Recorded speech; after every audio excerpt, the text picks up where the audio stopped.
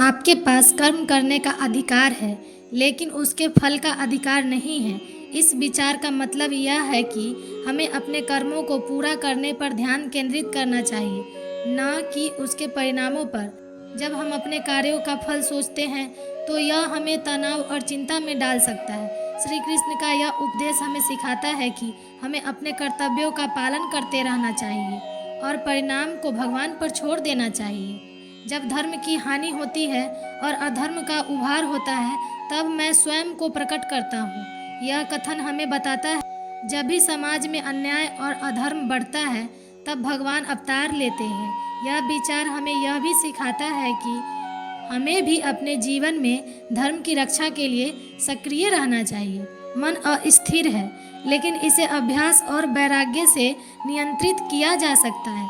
मन की चंचलता को समझते हुए श्री कृष्ण ने बताया कि ध्यान और आत्मनियंत्रण से हम अपने मन को स्थिर कर सकते हैं। यह विचार हमें यह सिखाता है कि मानसिक शांति पाने के लिए ध्यान और नियमित साधन आवश्यक है।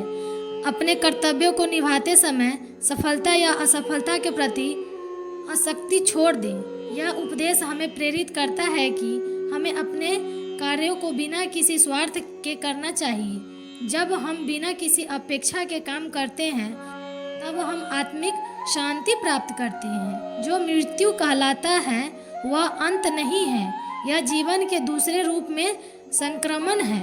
इस विचार से हमें यह समझने में मदद मिलती है कि मृत्यु केवल एक बदलाव है। जीवन और मृत्यु के चक्र को समझते हुए हमें अपने कर्मों और जीवन के प्रति एक सकारात्मक दृष्टिकोण रखना चाहिए। भगवान श्री कृष्ण के ये अनमोल विचार आज भी मानवता के लिए मार्गदर्शक बने हुए हैं। उनके उपदेश हमें न केवल व्यक्तिगत जीवन में, बल्कि समाज के प्रति हमारी जिम्मेदारियों को समझने में भी मदद मिलती है। श्री कृष्ण ने हमें यह सिखाया है कि सच्चा जीवन वही है जिसमें धर्म, कर्म और आत्मा का संतुलन हो। उनके विचारों को अपनाकर हम अपने जीवन में सकारात्मक परिवर्तन ला सकते हैं और एक सच्चे मानव के रूप में विकसित हो सकते हैं। श्री कृष्ण का उपदेश सरल और प्रभावशाली है, जो हमें हमेशा याद दिलाती है कि हम अपने कर्तव्यों के प्रति सच्चे रहें और जीवन को ईश्वर के प्रति समर्पित करें।